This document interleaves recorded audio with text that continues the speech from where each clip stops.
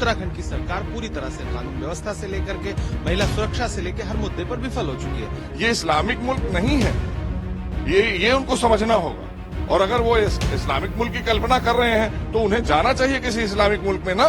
तो common civil code लाकर ये बताना और जताना क्या चाहते हैं, मुसलमानों को संवैधानिक तरीके से बाहर निकलना पड़ेगा। एक कानून, एक चुनाव और एक सरकार लागू करेंगे। और हमारा ईमान इस बात पे है कि कुरान और हदीस जिस चीज की गाइडलाइन करती है हम उसके मुताबिक अमल करते हैं। उत्तराखंड के लिए आज ऐतिहासिक दिन है। यहाँ आज विधानसभा के पटल पर समान नागरिकता संहिता यानी यूसीसी बिल पेश कर दिया गया है। सदन में बीजेपी विधायकों ने जय श्री राम के नारे लगाए। मुख्यमंत्री पुष्कर सिंह धामी ने इसे इतिहास की युगांतकारी घटना बताया। राज्य सरकार जल्द ही इस विधेयक को कानून का रूप देकर पूरे राज्य में लागू करने वाली है। अध्यक्ष जी, मैं आपकी अनुज्ञा से समान नागरिक संहिता उत्तराखंड विधेयक 2024 को प्रस्तावित करने हेतु सदन की अनुज्ञा चाहता हूँ।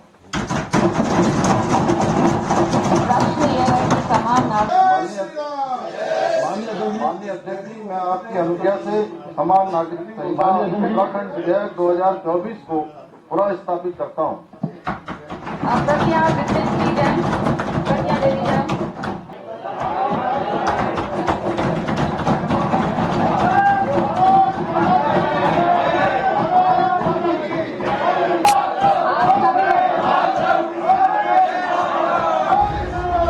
लेकिन दूसरी तरफ देश में भी इस वक्त समान नागरिक संहिता को लेकर बहस छिड़ गई है। यूनिफॉर्म सिविल कोड को लेकर अब उत्तराखंड में विरोध शुरू हो गया है। मुस्लिम संगठन सड़क पर उतर आए हैं। वहीं मुस्लिम संगठनों की राय भी आना शुरू हो गई है और ये राय कम, तीखा बयान ज्यादा लग रही है। तो आप भी सुनिए उत्तराखंड में यूसीसी बिल पेश होने के बाद क्या कुछ कहा।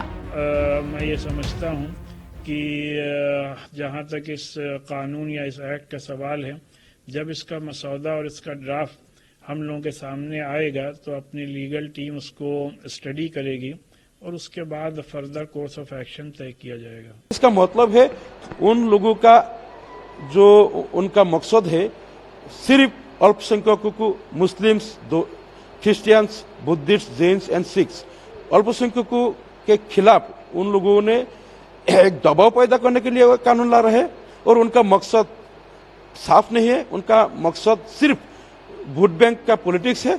हम इसका खिलाफ आवाज उठाते रहते हैं और हर वक्त हम इसके खिलाफ बोलते रहेंगे। यूसीसी सिर्फ मुसलमानों का मसला नहीं है। जब भी यूसीसी का नाम आता है तो लोगों को लगता है कि शायद मुसलमान हिंदुस्तान में इससे सबसे ज़्यादा आहत होंगे। ऐसा नहीं है। यूसीसी एक ऐसा मसला है, जितने भी हिंदुस्तान में धर्म और पंथ हैं उन तमाम को ये कहीं ना कहीं अटैक करेगा।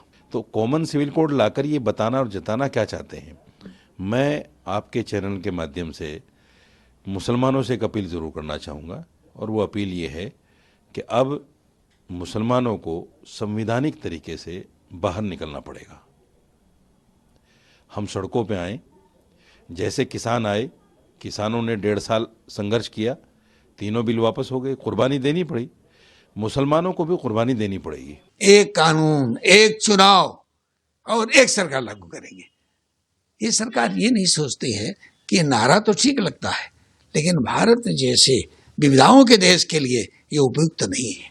इसकी जरूरत भी नहीं है। देश चल रहा है, अलग अलग आस्थाओं में, व्यवस्थाओं में लोग आस्था रखते हुए, यकीन रखते हुए सब देशवासी हैं, सब देश में मिलजुल कर रह रहे हैं। लेकिन ये जो इस समय सारा सत्ता में बैठे हुए लोग हैं, इनका ये पॉलिटिकल एजेंडा है। It is there political agenda. Political एजेंडे पे उछल रहे हैं। इस पॉलिटिकल एजेंडे को हम देश के लिए हितकर समझते हैं। हम इसका जहां तक जैसे भी होगा विरोध करेंगे, वो कर रहे हैं। यूसीसी का जो बिल धामी गवर्नमेंट ने पेश किया है, मैं समझता हूं कि पूरे हिंदुस्तान में लॉ कमीशन ने सर्कुलर जारी किया था कि कॉमन सिविल कोड के सिलसिले में राय ली थी। मुझे लगता है कि उनको इस बात का इंतज़ार करना चाहिए था कि लॉ कमीशन क्या ड्राफ्ट देता है। एक बात। दूसरी बात यह है कि आप ये देखिए कि 570 पेज की रिपोर्ट बनाई गई है। उस रिपोर्ट में क्या है, ड्राफ्ट क्या है, किस तरीके की बातें उसमें लेके आई हैं, उन तमाम चीज़ों को एग्जामिन किया जाएगा और जहाँ तक बात है कि शादी ब्याह के सिस्टम की, विरासत की बात की, लड़कों को गोद लेने की बात है, तो देखिए हम तो मुसलमान हैं और हमारा ईमान इस बात पे है कि कुरान और हदीस जिस चीज़ की गाइडलाइन करती है हम उसके मुताबिक अमल करते हैं। जहाँ तक मामला ये रहा कि यूसीसी पे क्या होगा, अब देखते हैं कि उसमें निकल के क्या चीज़ें आती है, फिर इस पर बात होगी। लेकिन लॉ कमीशन के ड्राफ्ट का आज भी हिंदुस्तान की आवाम उसका इंतजार कर रही है, देखती है इसको। करेंगे अपने उत्तराखंड के माननीय मुख्यमंत्री का कि उन्होंने इसको टेबल किया है और इसको लागू भी करेंगे वो, और हम ऐसे ही अन्य राज्यों में भी, उत्तर प्रदेश में भी हम इसको लाएंगे, क्योंकि देश की जरूरत है, हम आम जन की जरूरत है। क्योंकि एक कानून के तहत जब हम सारे चलते हैं तो तमाम सारे विवाद भी खत्म हो जाते हैं।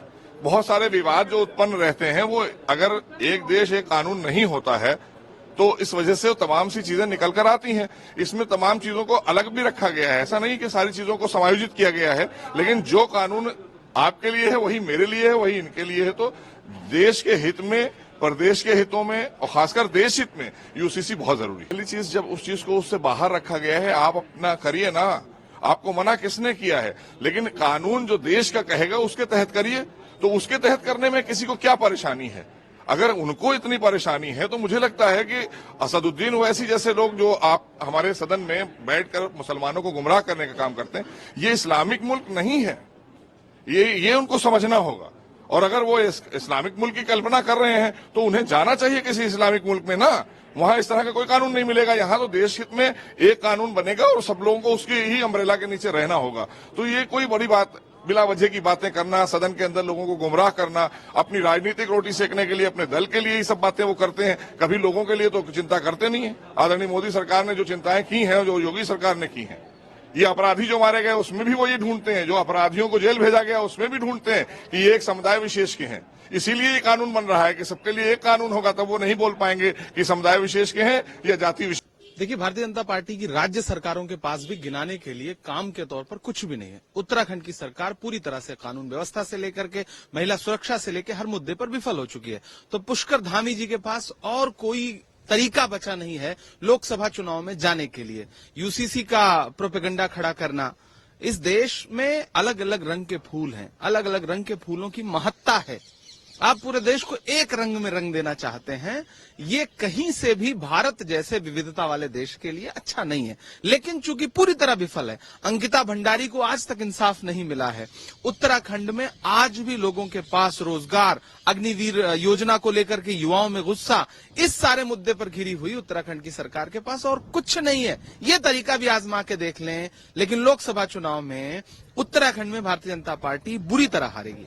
कद कितना बड़ा है कि 60 साल बाद भी संसद में खड़े होकर के प्रधानमंत्री जी को, नेहरू जी को गलत साबित करने के लिए अलग अलग तरीके की भाषा का इस्तेमाल करना पड़ रहा है। वो किसी का एक शेर है कि उसने इस तरह से मशहूर किया है खुद को, उसने अपने से बड़े शख्स को गाली दी है।